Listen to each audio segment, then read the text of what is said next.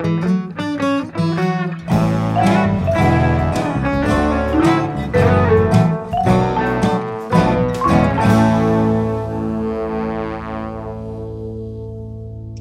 everyone. Welcome to another episode of Keep It Fictional.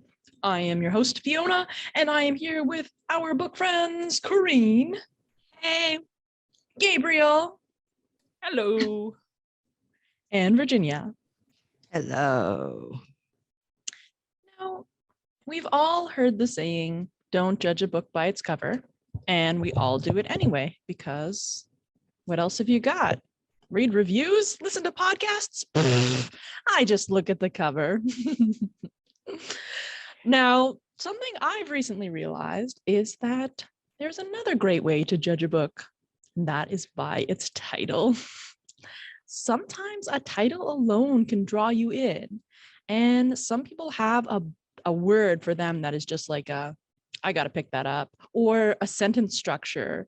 There's definitely publishing trends in which, somebody such and such does such and such was a thing in the last couple of years. And sometimes you just gravitate towards that. You find a structure you like and you think, you know what, throw caution to the wind. I will pick that up solely based on the title. So today we are talking about books with great titles. And what I'm wondering for my book friends is there something for you that just makes you pick something up? Like, it's just like, oh, there's that word. I guess I'm going to read that book, or anything else that really draws you to a book. So I would definitely say there is. I can't necessarily point to specific words immediately. But when I used to be very into makeup, this was actually the same thing. If a product had specific words in the name, like I once saw a lipstick that said something like cathedral or gothica, like it's just the image that it created. I was like, I'm here. Your marketing is working on me. And sometimes that happens with books too. I can't really think of anything in particular, but there's certain words that just pull up very vivid emotions for me, I would say. And then I'm like, even if I don't actually pick up the book, because usually then I will look at it and usually read whatever synopsis is there or look at some quotes about it or something. So it's not just an immediate an immediate read, but it is an immediate pickup. I will walk over and I'll be like, all right. So I guess actually maybe a good example is recently out in our newer fiction stuff, we have a book called Gordo. And Gordo is what my father's nickname was. And so when I saw it, I was like, oh, and I immediately went to pick it up. And it looks like it's interesting. And I'm actually hoping to read it at some point on the podcast. So that might be coming up. I also was looking ahead at what we're going to be doing, and we're going to be doing a Southern Gothic episode. And Southern Gothic book names are amazing. Like, it made me realize how come I haven't read a lot more of this, because wow, great names. I have nothing, Fiona. Sorry. I was like, I can't think of anything. I don't know. I mean, definitely titles intrigue me, and I would go and like Gabriel said, go read the synopsis, maybe read a review, listen to a podcast, maybe. But I definitely don't have anything in particular. I mean, clever title, I guess sometimes, or all the ones that I know you see in, like some of the cozy mystery title, the punny titles. Even though I know I don't like cozies, I do appreciate their titles. So.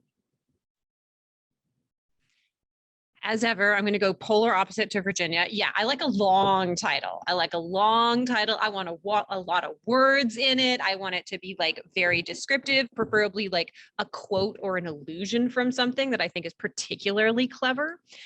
Usually the words cult anywhere in title or subtitle is an immediate win.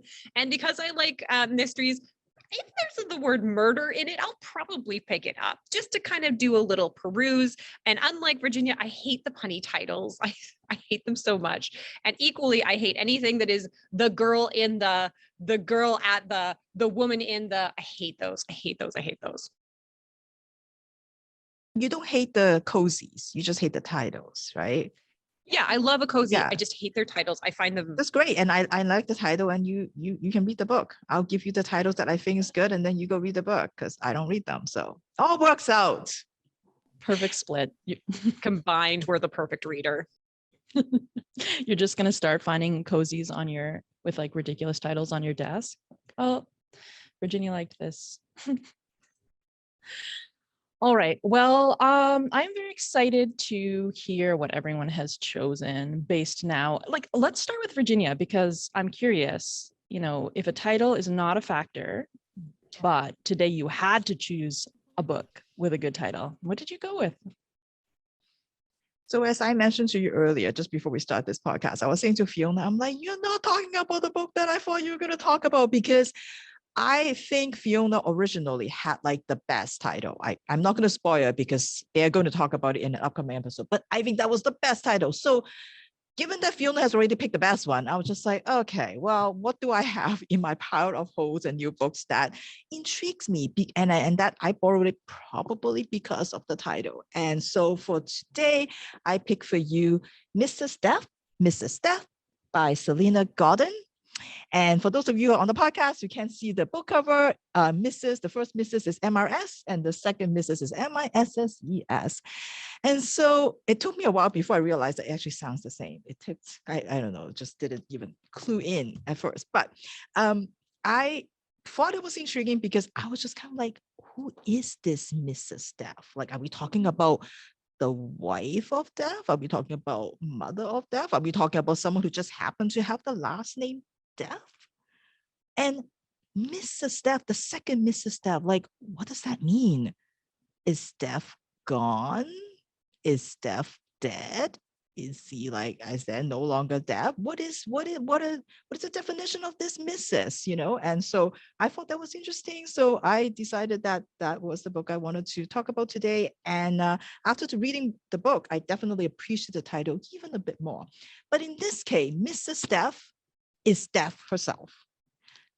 History likes to make us think that Death is a man. Death is a man with a hood and a scythe, but no, Death is a woman. And it makes sense when you think about it, because we've all heard it, Death comes to us and you don't know when, and it sneaks up on you. You never know, you can't expect Death, and you don't see it coming, and all those kind of phrases. And when you think about it, Death has to be a woman. In fact, Death has to be a Black woman, because who is more invisible to do the work of Death? Is there another person that is, as the author said, more silenced than the woman, the poor old woman, the poor old Black woman, your servant that is bent over a mob cleaning the floor of a hospital? Who is more invisible, more easily talked over, more ignored, more betrayed, more easy to walk by than a Black woman? And so this is the story of Mrs. Death. She has been doing this work since eternity. And recently, she's feeling that her job is weighing down on her. She's getting a little burnout. She's a bit depressed. And because she doesn't understand, why is she still so needed constantly, even though as human beings have made leaps and bounds in understanding the world, in technology, in medicine, but why is she just as busy as before? And no one ever sees her. She's there all the time, and sometimes she has to go back to the same place twice in a week because there's another shooting, there is another death due to police brutality, there are more refugees dying while they're trying to cross over to a land of safety. There's just so much, and she is so done. And she just wants someone to see her. She wants someone to hear her. And as her therapist said, yes, it is a really hard job that you have. You know what? Talking about it, writing about it, it is cathartic. You should try that. You should do more of that. So she decided to choose a writer to write down her story so that she can tell that story, so that she has a memoir, basically. And so she has chosen a writer named Wolf Wilford as her conduit. Now, she met Wolf when Wolf was 8 years old, and Death doesn't forget. Death remembers all the deaths that she came across, but Wolf was somebody she really, like she is especially memorable to her. And Wolf remembers Mrs. Death too very well. It was a night when he was 8 years old. He was woken up by his mother, and his mother said, "Wolf, wake up, Wolf up. Can you smell smoke? I think I smell smoke. Wake up, Wolfie, wake up. Run, just get out of here, get out of here." And the next thing Wolf remembers was standing outside his home, his apartment building, watching it burn, watching it go on fire, with very few people that are from the building. Most of the people are still trapped inside, including his mother. And he remembers howling and screaming, and then seeing this woman staring out from the window, staring right back at him. And that was Mrs. Death. And so when Mrs. Death comes to Wolf and to ask Wolf to write down her story, he knows exactly who she is. And as he said, as Mrs. Death sings to him, he can glimpse the ghosts of London through Mrs. Death's murder ballads, stories, and poems. And so what we have here is a memoir of Mrs. Death. I'm not going to tell you any more because it's a story that I think developed in a way that you may not expect. So I'm just going to let you discover that yourself. Salena Godden, the author, is a poet of Jamaican and Irish descent, because I don't read poetry, so I have never heard of her before, but apparently she's pretty big. In fact, I think BBC did a whole documentary of her, sort of her work, and sort of a year recording sort of her work. I don't know if it's writing this book or writing something else, but this is her debut novel. And so it's a bit of because she's a poet, it's a hybrid of prose and poetry. And the poems really, of course, packs a punch. It really delivers that emotional impact that this story really needs. And her prose, even her prose, are really poetic. And you can totally tell that this is like a poet writing. And so with the poems, with the songs, with those refrains, with those choruses, there's lots of white spaces in the book for you to really get you the space to think about what the story is telling us, to breathe, to take a pause. And Salena Godden also did it in a very, a lot of wordplay with the words time and death and life, time of death, a lifetime, time of my life, full of life, and I'm, for a book that mentions death twice in the title, it is surprisingly full of life. It is really a celebration of how wonderful life is, and she's keeping reminding us of that, while she kind of plunges us also in some pretty dark episodes in the book, because Mrs. Death does have seen a lot, and she does talk about some of the things that she has seen, and they are quite dark. But I feel like the way the book is right from the start, it almost gives you this blanket. It gives you this safety blanket or stuffy or whatever it is that you need to hold on to process this book, to process the things that are saying.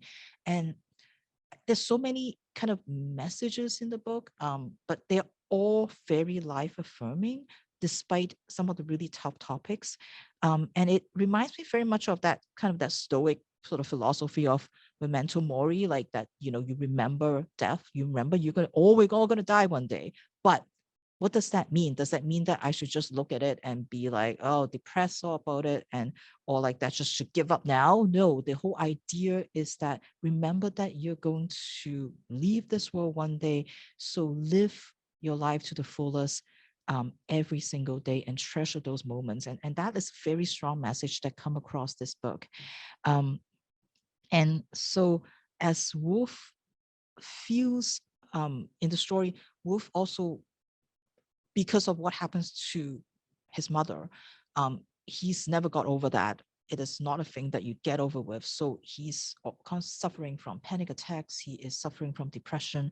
And the book really sort of try to remind us, whenever the world is too much, whenever that there's just too much stuff going on and they're all bad, as we all kind of sometimes feel, like, remember life, remember living, remember to live. And I feel that sort of that warmth that similar to the book, the Emily Austen book that I talked about before, Everyone in This Room Will Someday Be Dead, which I also think is an amazing title. It feels very much like that. It's just this kindness. Be kind to yourself through all of this darkness, and remember to be kind to yourself, to other people. And I think its death is inevitable, and Mrs. Death understands that. But she's also telling us that there are also a lot of death that could be prevented. And Salena Godden in the book really tries to remember them, to take the time to remember each and every one of those people who have lost their lives for no reason. All the tragic death that happens in our world that doesn't have to happen.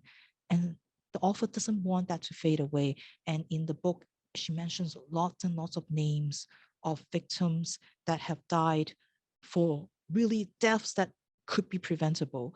And so she is encouraging us and inviting us at the end of the book to remember all the people, because she knows that she can't name them all in the book, but please do remember all the people, and remember that those deaths don't need to happen.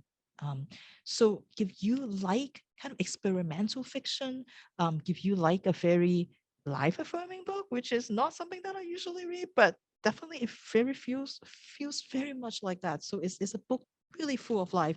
If you like a book that plays with the form, if you like a bit of, like poetry and like also lyrics almost in a book, please do check out Mrs. Death by Salena Godden. Thank you so much, Virginia. I'm really excited to read that one. And what a seriously great title. Like you say, I love that it makes you, like, it brings all these questions just upon reading the title, like four words, and you're like, what is this about? Yeah, I really think that is a great title that makes you want to know what's inside the book. All right, let's go on to Corinne. What did you pick today? All right. I went very on brand. So my protagonist, my main character, is a devious poisoner. She is slowly, by degrees, poisoning her sister that she lives with. She is a master chemist who spends most of her time upstairs in her lab, devising and purifying various different poisons that she can find around the crumbling mansion of Buckshaw that she lives in with her family. She terrorizes the village people by riding her trusted steed around the village and in the countryside, poking herself into their lives and asking difficult questions. She also solves mysteries, mind-boggling crimes that the police cannot solve, that otherwise, without her brilliant mind, would be unsolvable. And she just happens to be 11 years old. This is Flavia de Luce, an aspiring chemist with, shall we say, a passion for poison. She lives in a crumbling mansion with her family, her two older sisters, Daphne and Ophelia, who at the beginning of the book lock her in the closet because she is extremely annoying. They live there with her father, Colonel DeLucia, who is a bit still broken over the tragic disappearance of his wife and the girl's mother's, Harriet, when she went missing in a mountaineering expedition in Tibet. In kind of rounding out this strange cobbled family is Dodger, who is absolutely devoted to Flavia's father, having saved his life in the war, who kind of looks after them and is the only adult who has kind of cottoned on to the fact that Flavia is not your average 11-year-old child.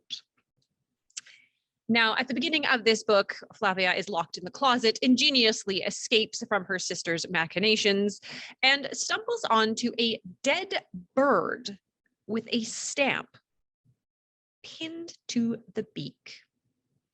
Now, Flavia is instantly suspicious, mostly of her sisters, but the stamp has an interesting touch.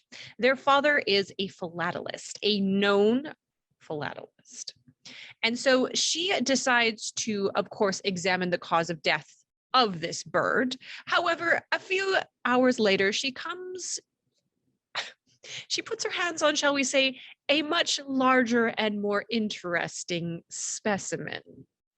As she is walking around the grounds of the mansion, she finds a person dying in the cucumber patch. With his last dying breath, he gasps out, "Folly!" and promptly passes away. And instead of being frightened or upset, Flavia thinks to herself, this is the most interesting thing that has ever happened in my life.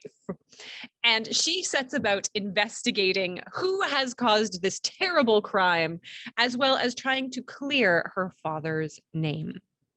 This is the wonderful series by Alan Bradley, the first of which is The Sweetness at the Bottom of the Pie. And all of these books have absolutely like baddie titles that are wonderful quotations from other things. Some of my favorites include "Thrice the brindled cat hath mewed," "The weed that strings the hangman's bag," you know, the common saying that we all use in day-to-day life, and "A red herring without mustard."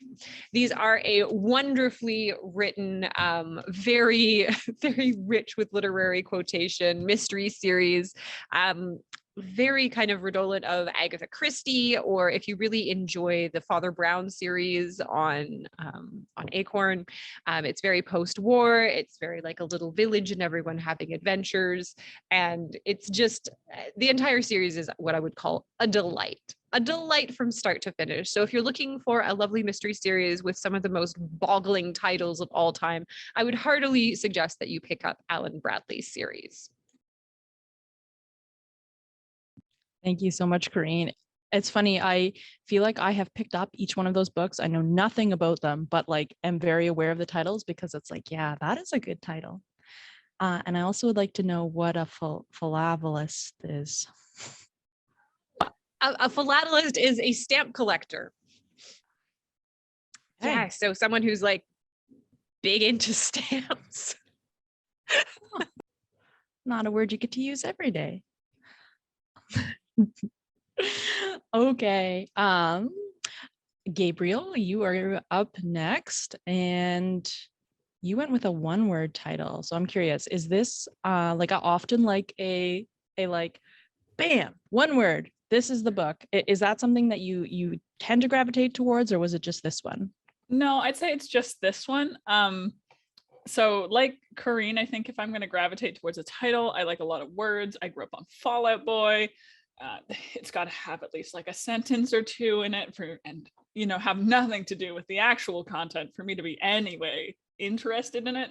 Like any good Fall Out Boy song, I think the same could probably be true of books. So this is a one-word title, and the word itself, the name of the book I chose, is Thrawn. So might not sound interesting to you, but the girlies who know. You know how spine-chilling it was in 2017 to see this release, written by Mr. Timothy Zahn himself, cult legend among fans of Star Wars lore, probably the most beloved Star Wars author. I would say more or less of all time. I think I've heard people talk more about Timothy Zahn than almost anyone else when it comes to Star Wars novelizations. And so Timothy Zahn is someone who, while he's definitely more known for his Star Wars works, has also written a few short stories and novels. He wrote the Black Collar series, the Cobra series, both of which I hadn't actually heard of until I looked them up. And they're also very sci-fi kind of, I think, mysteries, I would almost call them, it looks like, but definitely most well known for his Star Wars books.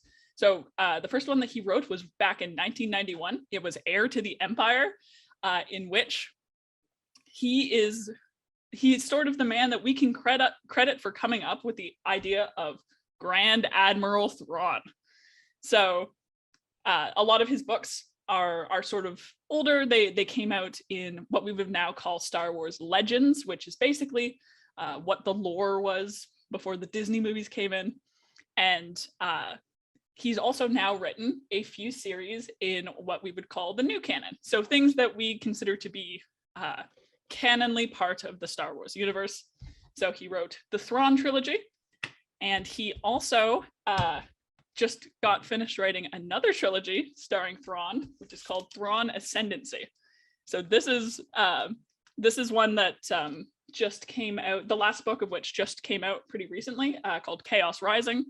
And Thrawn Ascendancy is his origin story. I mean, this one, I suppose the book Thrawn itself is also kind of an origin story, but there is a particular event in this character's life that some of the books, they sort of take place before that event, and then the series that I was reading takes place after the event. So they're both sort of origins, but of a different sort. So Thrawn, the book that I read, was his debut into the new canon. It was met with an outpouring of love and support from fans like me, who were just excited to see our favorite member of the Blue Man Group back and being a space tactician. It was, as I mentioned, followed by 2 more to make it a trilogy. Then he made the prequel trilogy. So who is Thrawn? I hear you asking, dear listeners. Well, I would be delighted to tell you. Thrawn, military genius, investigator, honorable warrior, mysterious outsider.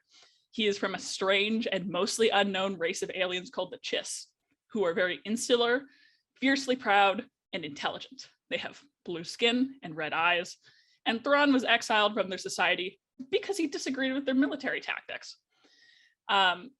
So that is kind of the event that sort of separates the 2 series. Is Thrawn Ascendancy is before he's exiled from the Chiss, and so it goes a little bit more into Chiss society and his own way of functioning within that society, versus the second Thrawn series, the one that I picked up the first book of, follows actually once he's picked up by the Empire from the planet that he was marooned on, and how he starts to kind of make his way in the Imperial world. I would describe his character as being very Spock or Sherlock Holmes-esque, although I would say he doesn't neatly fit into either of those categories. And you know, as every Sherlock Holmes needs his Watson, we have one of our other main characters, Ensign Eli Vanto. So Eli has a strong wild space or outer rim accent that I always imagined as a bit of like Appalachian twang, just from the way that they write it.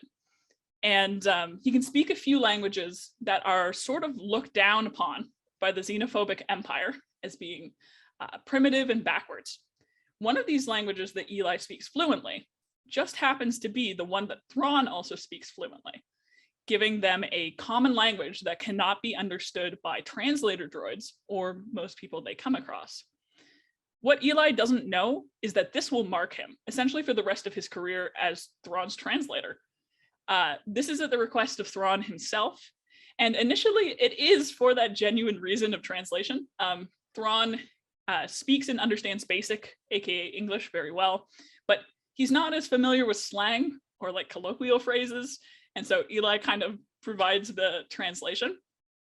So, most of the time this isn't, I think, used as comedically as I kind of wish it was, but there's definitely some moments where it's like, he'll kind of turn to him and he'll just have sort of a blank face, and Eli will be like, they just insulted you. I don't know what you want me to do.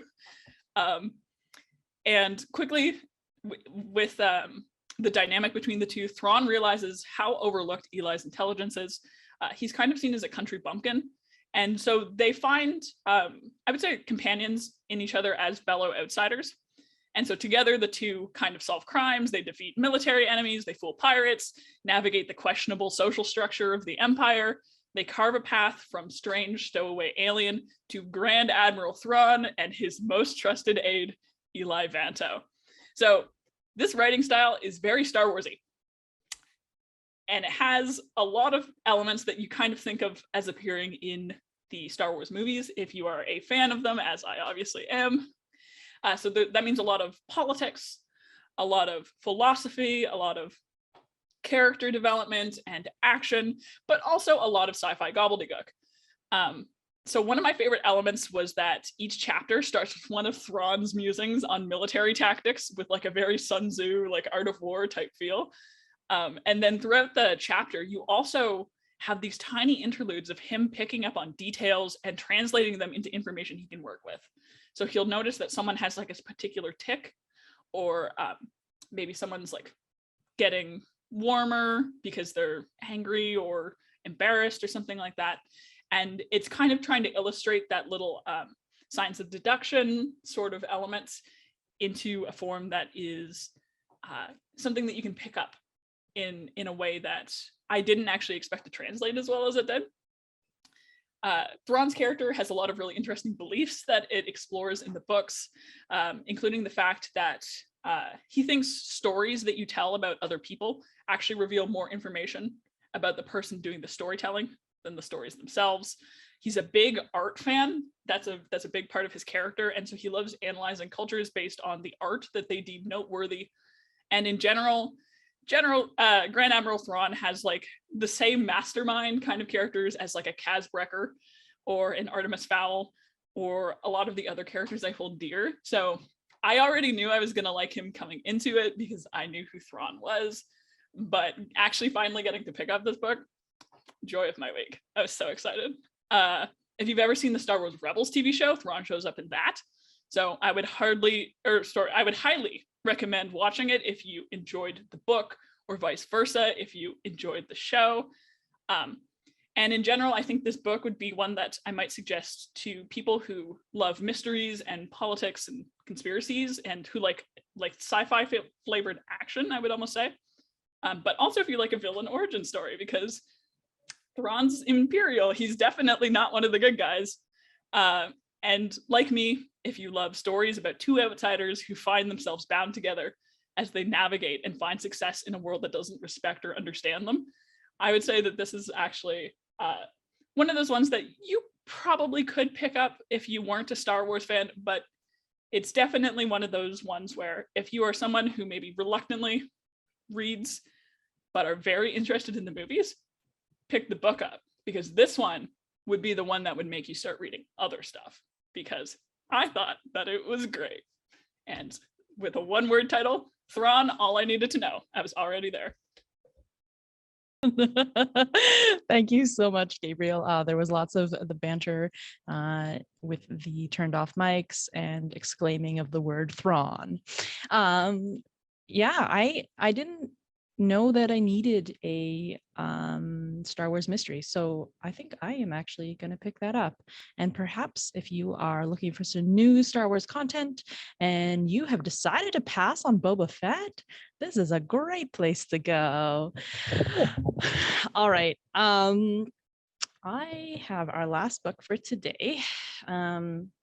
And I love a long title as well. I love a pretentious title. I love self-referential title. And though occasionally a one-word title can draw me in because I think it's very bold, I prefer something that says everything and nothing all at once, you know, that has a grounded aspect but is also extremely vague. And my pick for today met a lot of those needs, is The Book of Form and Emptiness by Ruth Ozeki. Now, to be fair, I did pick this up because Ruth Ozeki's A Tale for the Time Being is one of my all-time favorite books. So I would have read it regardless, but I still really love the title. And after reading the book and you know, like okay, where to start? It is a book about a book. So that comes across in the title, but the rest of it is just like basically nodding to Ozeki's love of vagueness, but I wish I had the words to describe, because it's something that just really hits me in my heart, the way that she writes about everything and nothing at the same time. So This is a bit of a long book, and it has a few different POVs. The first is Benny O. He is a preteen and then teen boy throughout the book. And he has recently lost his father. His father is a Japanese Korean jazz musician who has immigrated to the US, and he has a terrible accident, perhaps due in part to being high at the time. Benny was very close to his father and was sort of the bridge between him and his mother, Annabelle. So they were a close-knit family, even though they were living in poverty. They had a happy life together. And Annabelle and Kenji, who's the father, have a beautiful love story. And it's very, very sad to see Annabelle's life crumbling after the loss of Kenji. So I believe we have Annabelle's story as well. It's not first person, but there's chapters about her. And then of course there is the book, the point of view of the book. And this book is Kenji's book. But it's not just his story, it's usually a conversation between Kenji and the book. So a little bit experimental there, and really kept things interesting and very philosophical. And a lot of the book is is waxing poetic about books and their role in society, and what it might be like to be a book and live among humans. So I really enjoyed those interjections of sort of like, I definitely wouldn't call this a grounded book in like any way. Sorry, and I'm using the word book, and this is confusing because there's a book, but there's also a book in the book. The book of Form and Emptiness, no, that's not going to work either. The book I have read is not a grounded book. Definitely has elements of fantastical realism. I can't even remember where I was going through that with that thought. You know, when you say a word so many times that it loses meaning. So I'll pick up a new thread. We also have a band of lovable misfit vagabonds, which you know, for me that's a big plus. There is a Eastern European poet who is now homeless in the US, and he is sort of the leader of this ragtag group, and he's always philosophizing, and he's teaching the young people how to think about life differently, talking about consumerism, and Benny crosses paths with these people, and the bee man, it kind of takes him under his wing. There is also the Aleph, who is a young woman who has run away from home, and it's suggested that she has a drug addiction. And the worst part of the whole book is that Benny falls in love with her in this really gross, like younger boy, older girl way. And he's just like pining after her, but it's like not, she's like this amazing artist. And you know, like he's just pining after her because she's beautiful. And so that, like, of all the things in the book was like very frustrating. But otherwise, I didn't think I'd want to read about like a young teen boy.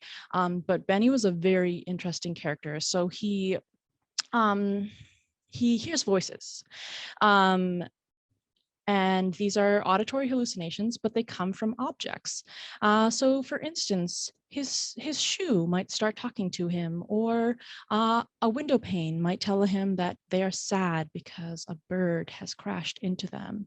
They're not really talking to Benny in words, but he's able to communicate them to us through words to say what these objects are feeling. Now, this, of course, is overwhelming and causes a lot of issues for Benny, and he ends up in the child psych ward. So I was glad that this actually was dealt with in terms of a mental illness. And he's diagnosed throughout the book with different things, schizoaffective disorder, schizophrenia. But I did want to say a content warning that it's a very fictionalized response to mental illness, and the author uses it to tell a story about objects and consumerism and mental health and how we deal with it. But it's not necessarily a good representation of schizophrenia, and I think that can sometimes be damaging or upsetting to people, because basically we see Benny's experience as real as he really is, having conversations with these shoes and stuff. So definitely great for telling a story, but could be upsetting if you have experienced that or know people who have. Oh wow, I just like it's hard to talk about this book because it meant so much to me. It was such a journey. It was so long. It was such a big part of my life for the last month. Just spent a lot of time on it, and it's beautiful and heartbreaking, and fun. It's far from a perfect book, but like I say, Ruth Ozeki always manages to just encapsulate the experience of living so well, and touches on so many different things, like just from hoarding at the secondhand store, to making friends with crows, to reading Voorhees, to like just all of these tiny things that might trigger something for you, that you can relate to. And she manages to bring them into this beautiful story that you feel like it's so random, and then you always know it's going to come around in this big, beautiful conclusion that really makes you feel good about life. So like I said, it has a lot of difficult subjects. There's poverty, and Annabelle risks losing Benny to the foster system because she struggles so much when Kenji dies. But all of this is sort of told in such a fairy tale way that you can explore those issues, but you also are cradled in Ozeki's arms and know that everything is going to be okay. So if you haven't read any of her books before, why not? This is a great place to start. I adore her. I worship her. And of course, she often, she's actually a Japanese nun herself. So she often brings in monks and nuns to her stories, which is, gonna bring me back every time. So I hope you will check it out. The Book of Form and Emptiness, a book about a book about a book. Ruth Ozeki.